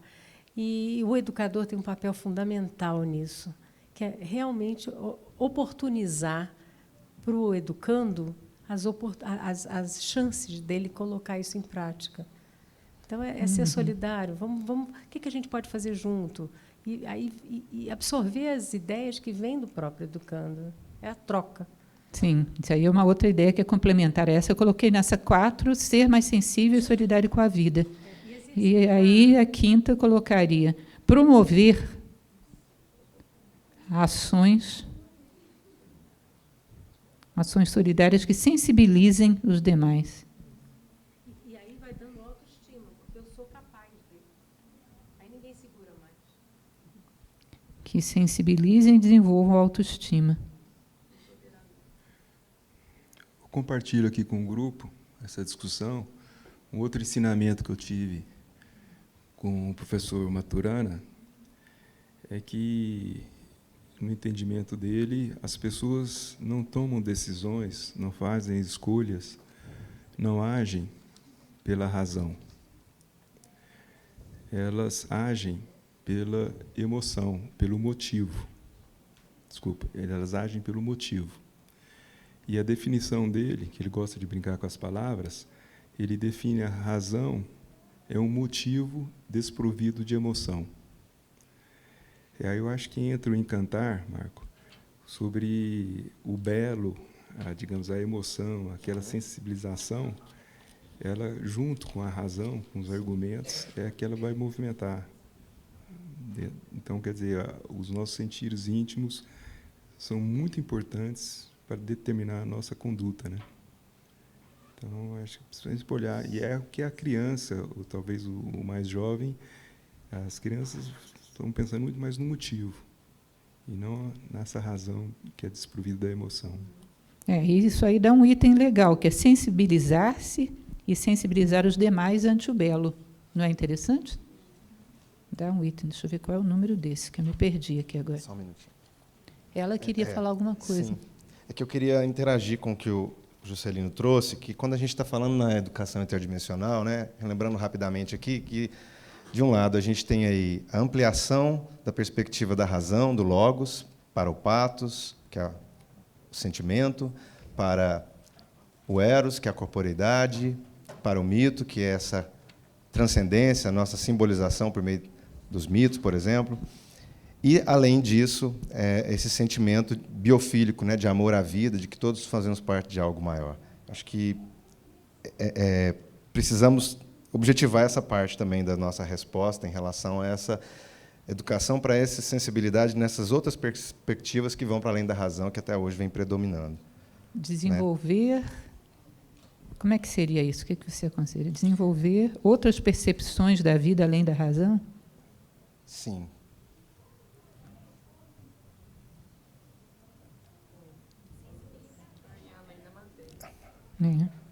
Além da matéria, né? Outras formas de interação com a vida além da razão.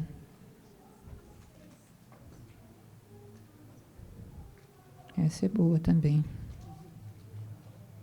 Nossa, tem alguém muito entusiasmado aí do lado. É mesmo.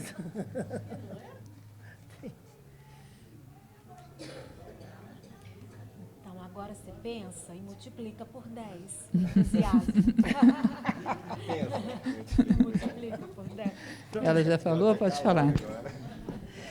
Eu tenho estudado muito sobre habilidade socioemocional e ética e descobri um trabalho da Universidade de Emory que ensina muito sobre a educação para o coração, para a mente e para o engajamento, para as mãos.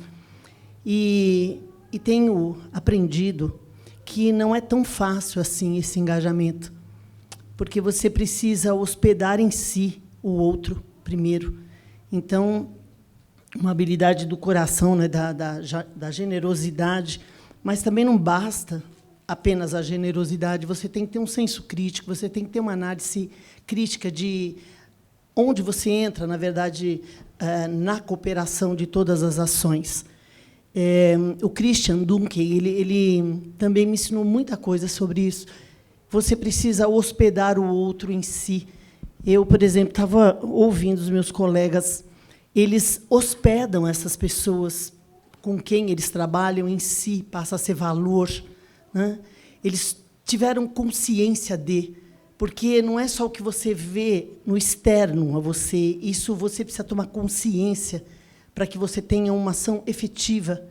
Por isso, tão difícil, nós temos trabalhado no colégio a criação de uma postura ética para que as crianças possam entender o outro como a si. Quem sou eu? Quem somos nós? A que lugar nós pertencemos? É muito profundo isso. Eu acho que nós estamos fazendo uma discussão muito profunda. E eu acho que a educação ela perdeu quando ela didatizou tanto os seus processos que ela excluiu o humano, o ser. Né? Então, nós estamos estudando muito mais sobre o que é o ser humano e como ele se relaciona com os fatos, com as ações, e como eu posso olhar para o outro e me ver refletido nele. Né? Então, não é fácil esse trabalho da consciência de levar o outro a hospedar uma outra pessoa, tomar consciência sobre a sua necessidade e a do outro e ter uma ação de engajamento, eu acho que deve ser toda a razão de ser da educação hoje. Uhum. Com certeza. Como é que a gente poderia reduzir isso, traduzir numa postura que a gente deveria ter mais? Humanizar as nossas relações e desenvolver empatia, né? Porque isso que você está falando é muito empático. Posso passar? Sintetizar isso de uma maneira, só para poder concluir aqui como é que eu sintetizo tudo que ela disse. Humanizar as nossas relações e desenvolver empatia, pode ser?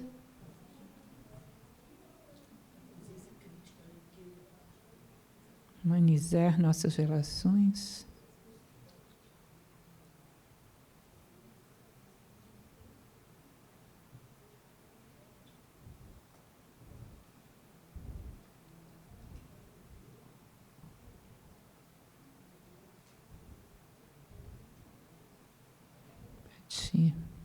Pronto, agora sim. Você, quem era? Você. Cadê o microfone dela? Deixa eu...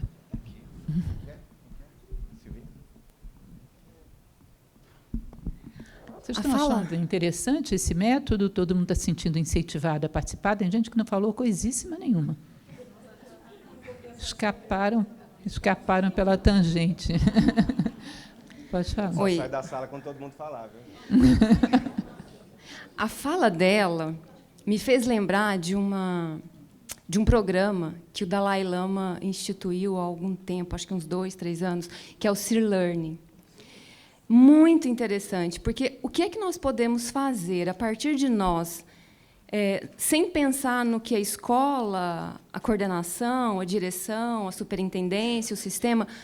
Olhar para isso é muito complexo, porque nós não conseguimos mudar esse fora, mas nós conseguimos mudar a nós mesmos. Então, para que eu possa habitar o outro em mim, é muito importante que eu desenvolva práticas e habilidades dentro daquelas 4 incomensuráveis, né? Bondade amorosa, empatia, alegria empática e equanimidade.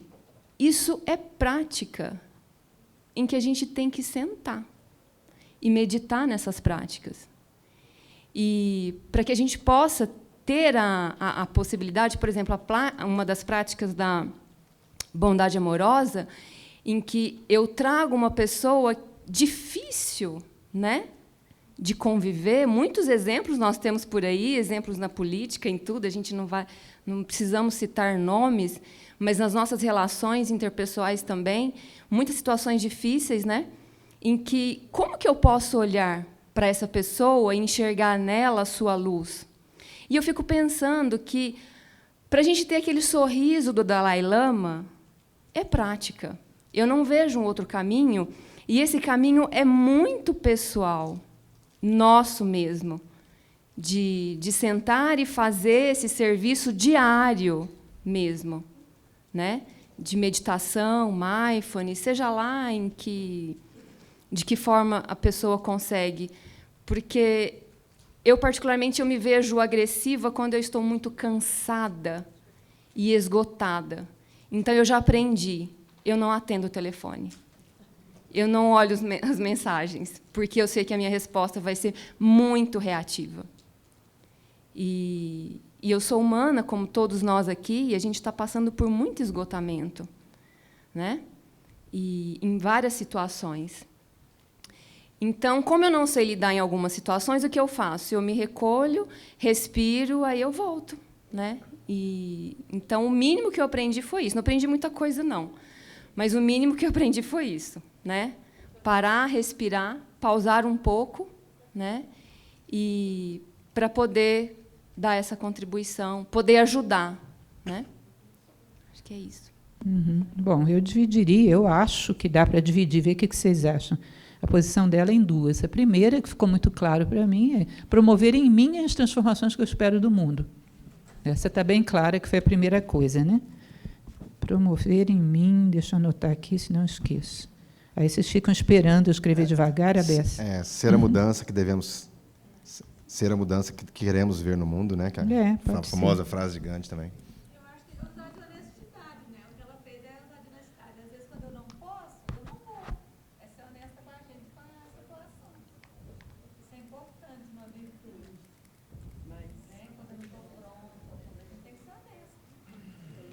A segunda coisa que ela falou foi a respeito de... Eu acho que é muito forte. Eu estou aqui pensando desde que a Suzana falou que a gente, para promover uma ação transformadora, nós temos que agir. E eu acho que o efeito da nossa ação, ela só gera um impacto e um resultado quando a gente está agindo de forma coerente com aquilo que a gente pensa, que a gente fala e que a gente faz.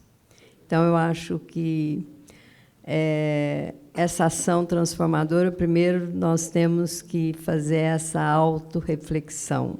Como que eu estou em frente a toda essa questão que eu pretendo ser um agente de mudança? Né? Uhum. Porque, senão, a sua falta de coerência vai aparecer em algum momento e você fica sem credibilidade. Ou seja, ter uma ação coerente com as minhas melhores intenções, né? Ter uma ação coerente com minhas intenções mais elevadas.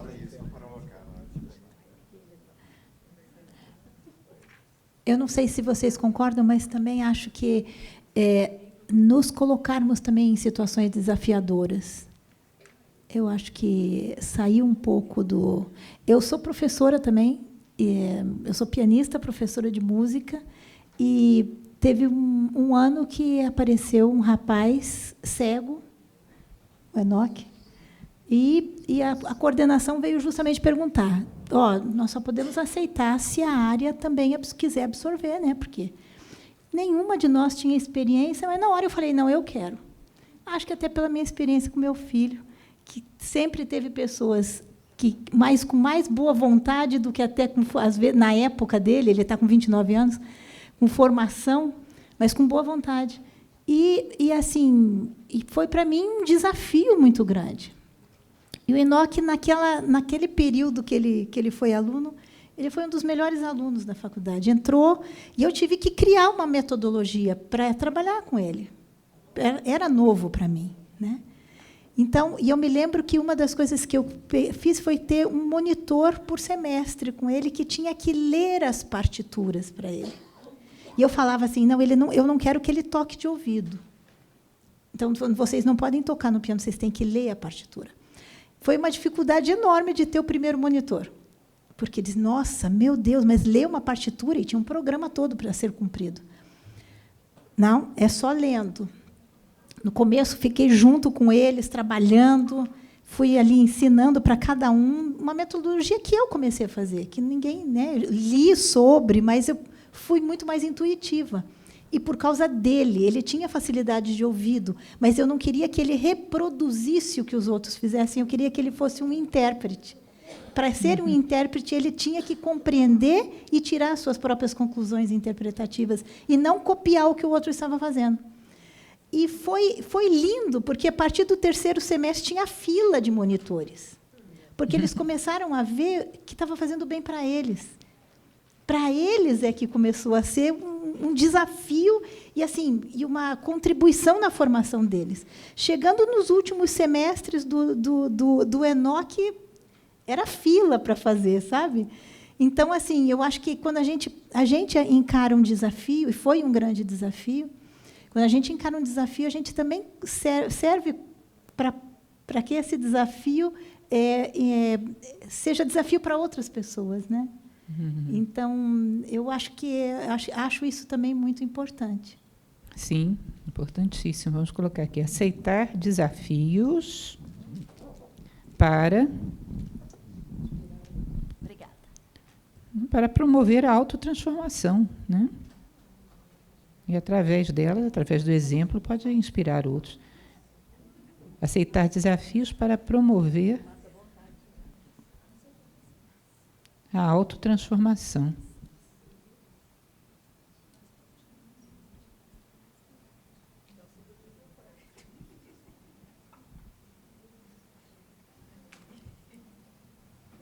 Isso aqui é Antubelo. Antubelo. Minha letra é um horror, e escrevendo nessa pressa ainda. Posso dar um palpitezinho? Umzinho de nada? Eu acho que poderíamos colocar como um item aqui, querer entender a ideia do bem e praticá-lo com a maior frequência possível. Entender a ideia do bem. O que é o bem? Platão compara a ideia do bem ao próprio Deus. A ideia do bem é a luz fora da caverna. Né? Querer compreender essa ideia. O que é o bem nessa ação que eu estou vivendo agora? Nessa encruzilhada que eu estou vivendo nesse momento, nessa adversidade, o que é o bem? Querer entender a ideia do bem e se comprometer com ela. Pode ser? O que vocês acham?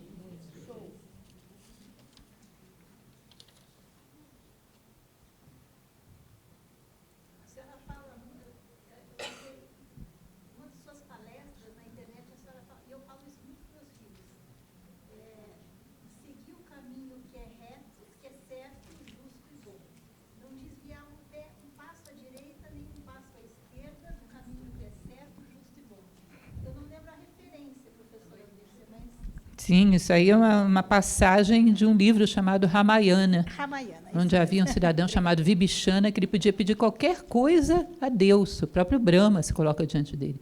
Ele pede que a vontade dele não oscilasse nem um passo, nem à esquerda nem à direita do Dharma. Está na República também, não está? Platão, belo, bom e justo, nobre. Sim, essas são as virtudes dele, mas esse exemplo em particular que ela está se referindo é Ramayana, que, por sinal, é um dos livros mais belos que eu li na minha vida. Querer entender a ideia do bem e comprometer-se com ele. Isso. Com ela. O Ramayana é um dos maiores épicos indianos. Vale demais a pena, é uma loucura. Pode falar. Eu vou inaugurar a mesa aqui, né? Que ninguém quis falar. Então, meu nome é Carla. Tá nome da mesa, né? Não, não estou, não. Meu nome é Carla e, assim, estou aqui pensando, e aí eu vou aproveitar para fazer um resumo rápido, que eu vou relacionar um pouco a primeira questão, porque vem ao encontro do que fazer, né? O que fazer diante do que a gente discutiu.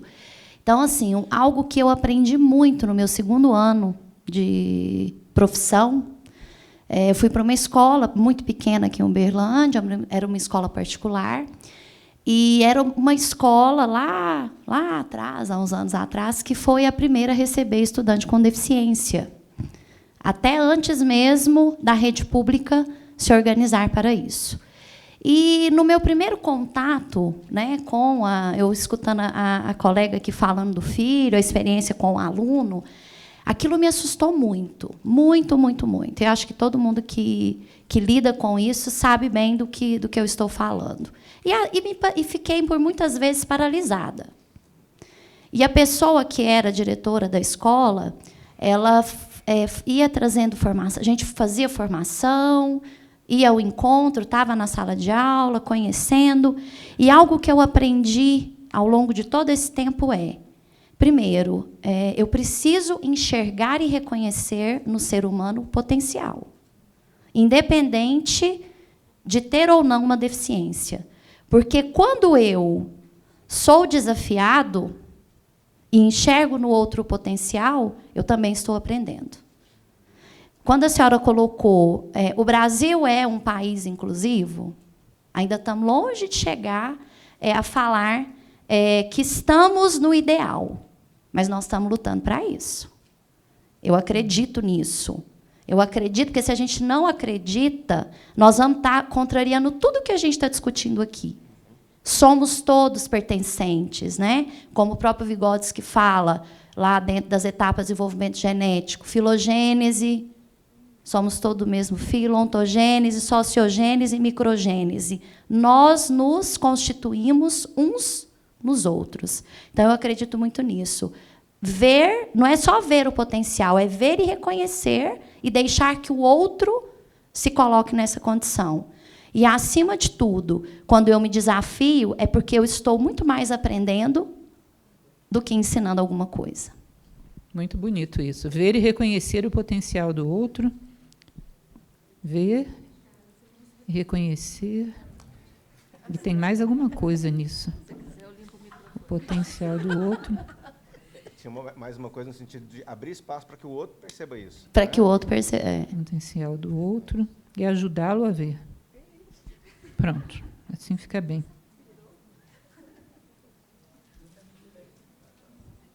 Pronto, como é que está o nosso tempo desse segundo? Nós temos até às 10:05. Poder fechar.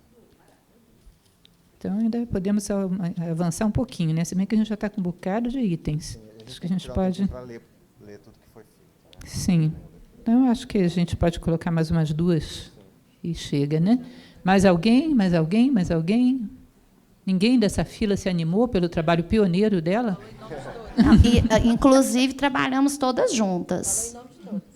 Nós trabalhamos na Secretaria Municipal de Educação, aqui em Uberlândia. E você foi convidada a ser porta-voz da fila? Ou...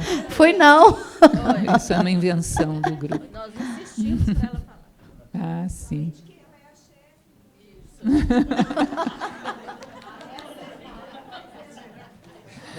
Tá bom.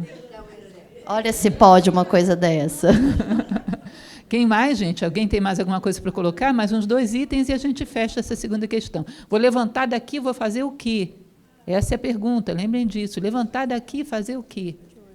O que a gente pode fazer? Algum aspecto que ainda não tenha sido levado? Vocês querem que eu leia o que já tem? Vamos lá.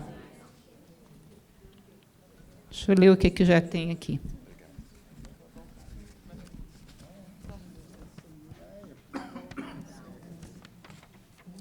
Aqui. Segunda questão. O que tem aqui nessa segunda questão de respostas? Primeiro, envolver-se como voluntários em boas iniciativas de educação. Segundo, importar-se, estar sensível às necessidades alheias. Terceiro, ampliar nossa rede de contatos de pessoas bem-intencionadas. Quarto, ser mais sensível e solidário com a vida. Quinto, promover ações solidárias que sensibilizam e desenvolvam a autoestima do outro. Sexto, sensibilizar-se e sensibilizar o outro ante o belo. Sétimo, desenvolver outras formas de interação com a vida além da razão. 8, humanizar nossas relações e desenvolver empatia. 9, promover em mim as transformações que espero do mundo. 10, ter uma ação coerente com minhas intenções mais elevadas. 11, aceitar desafios para promover a autotransformação. 12, querer entender a ideia do bem e se comprometer com ele. 13, ver e reconhecer o potencial do outro e ajudá-lo a ver. Então, ótimas as propostas, mas vocês vão de convir que 13 é o número que dá um azar terrível. Professora, eu anotei um aqui. Só um minuto. Só um instante. Só um minuto. Eu anotei um aqui. Que a gente não estava aqui no seu, que é educar pela observação da natureza para promover o encantamento com a vida. Essa eu não coloquei mesmo, não. Educar... Já não são mais 13. Educar pela observação da natureza para promover o encantamento com a vida.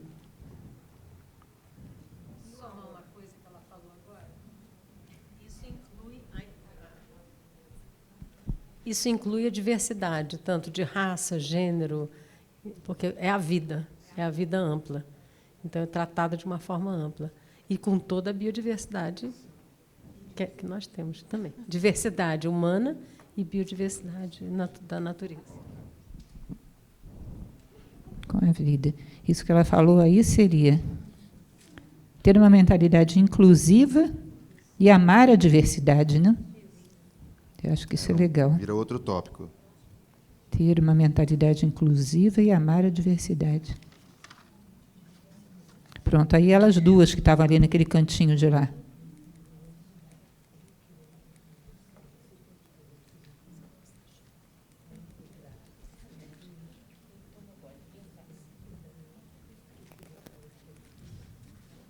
Ter uma mentalidade inclusiva. Amar a diversidade. Agora, ali daquele lado, quem era? Ela ali. Ó. Cadê o microfone?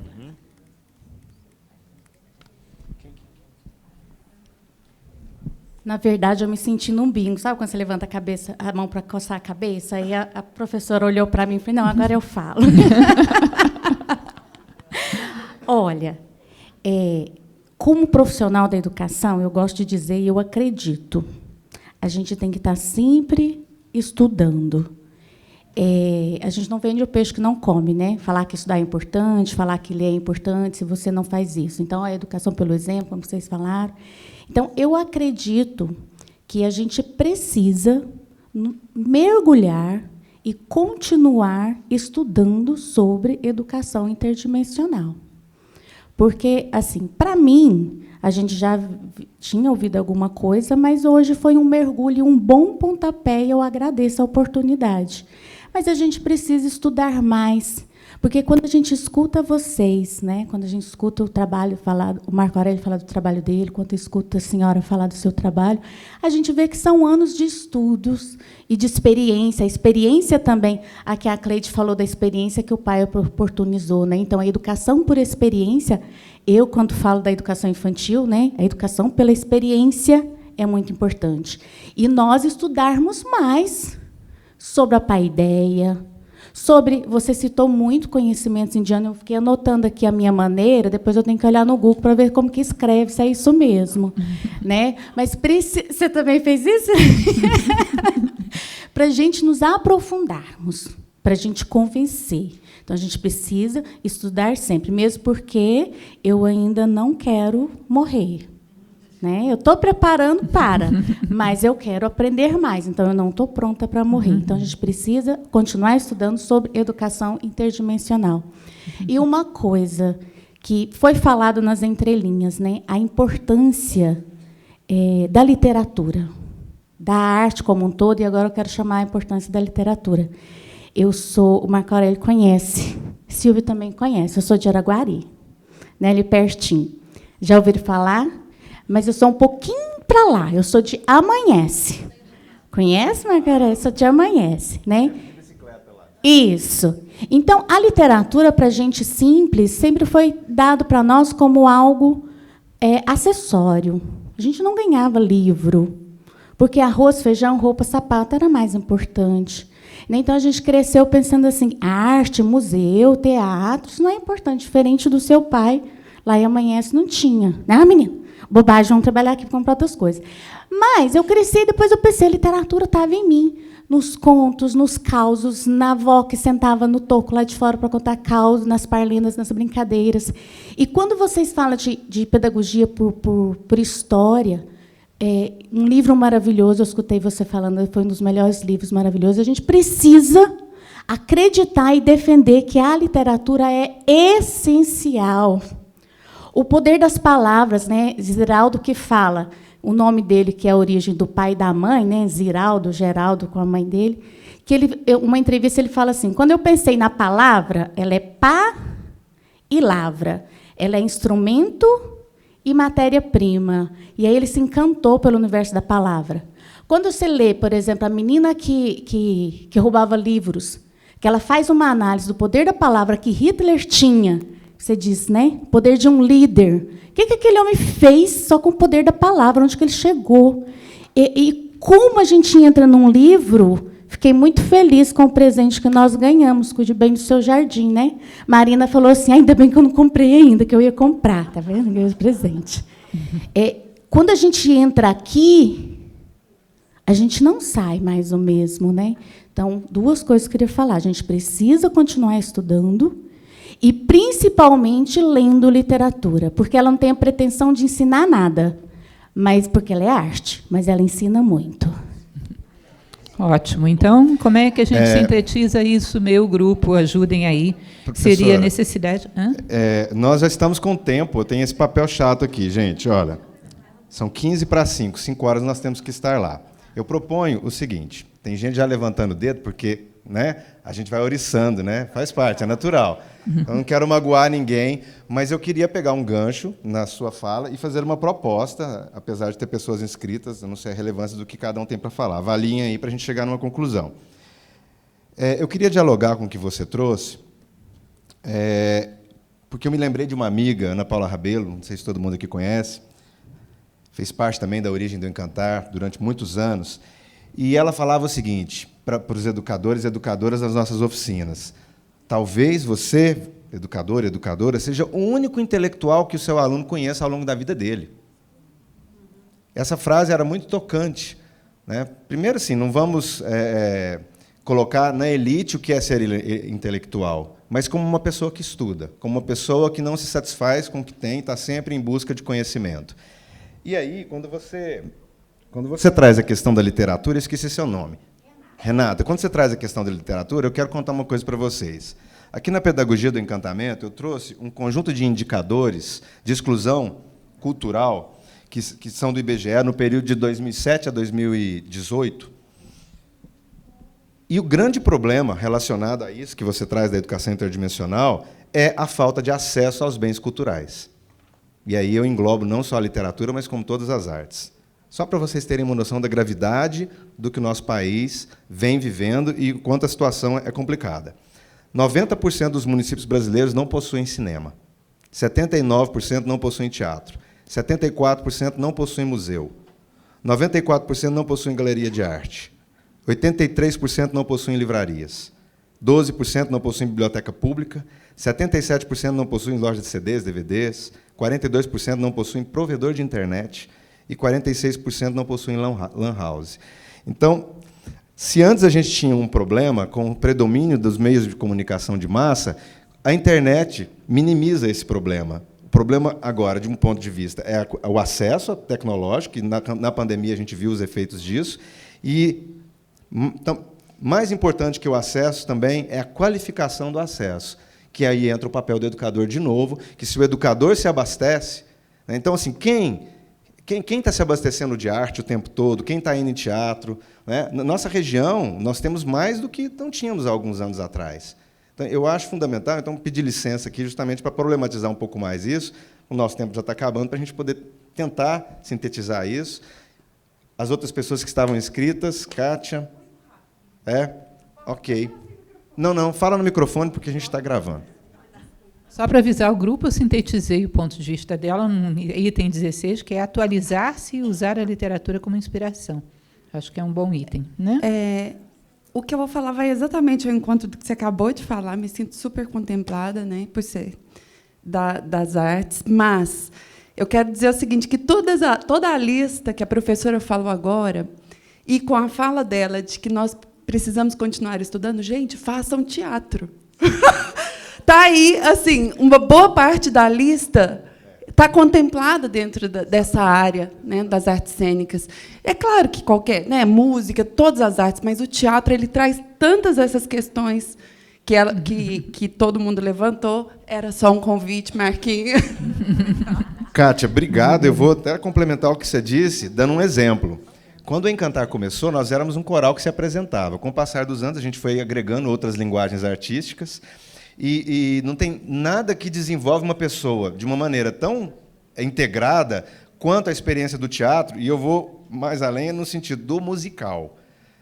Já até aproveitando para convidar vocês, dia 21 de agosto, o Encantar se apresenta no Teatro Municipal com os Saltimbancos. Um musical, ele envolve várias linguagens artísticas. É o canto, é a música, é o corpo, no sentido da coreografia, né? É a literatura, é a cenografia, a iluminação, a maquiagem. Então, tem serviço para todo mundo. E quando a gente aplica isso, aqui na Pedagogia do Encantamento, tem uma das metodologias que é isso, é aplicar isso com crianças, né? Não é fazer musical da Broadway, é pegar na cultura popular, as histórias, as contações de histórias, e fazer isso virar musicais por meio das próprias cantigas que nós temos no nosso, né, cancioneiro popular. O musical desenvolve demais, gente. Eu nunca me considerei ator, né, mas eu fui virando justamente porque entrei nessa e não tinha mais como sair. Bom, eu acho que dá para a gente encerrar, né? Já temos 17 itens, e aí vamos esperar a apresentação. Eu já aviso que eu não poderia ficar com vocês até o final, porque eu estou apertadíssima com o horário do meu avião. Daqui ainda vou para Belém do Pará para participar de quê? De teatro. Terá a apresentação da minha peça, que é O Profeta. Quem sabe um dia vem para cá. O Profeta está sendo apresentado em Belém amanhã. E, infelizmente, vou ter que sair correndo. Não ficaria até o final. Então, já deixo o meu abraço para aqueles que eu não puder abraçar, realmente. Deixo o meu abraço e agradeço muito pela oportunidade. Achei excelente o nosso bate-papo. Gostei demais de estar com vocês. Tá certo? Muito obrigada.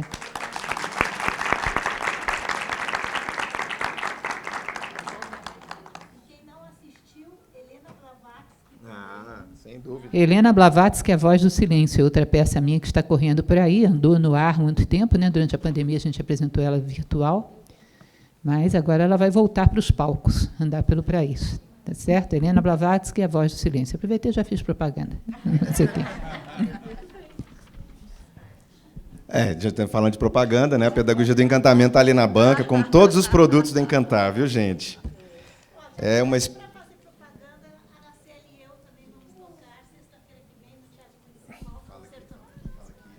Concerto a 2 pianos, dentro do projeto Concertos Tribanco, que é também patrocinado pelo IAMAR. Então, estão todos convidados, o programa está lindo e nós estamos organizando tudo com muito carinho.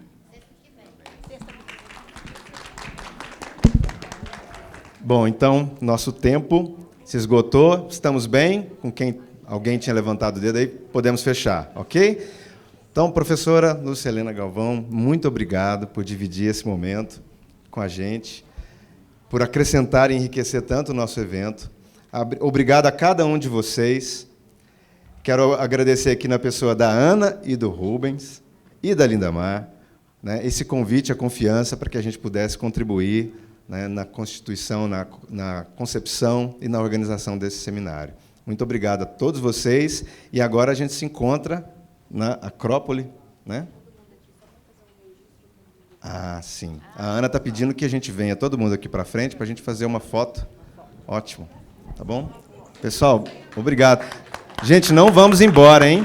Temos que fechar ali os trabalhos e tem uma surpresa na sequência.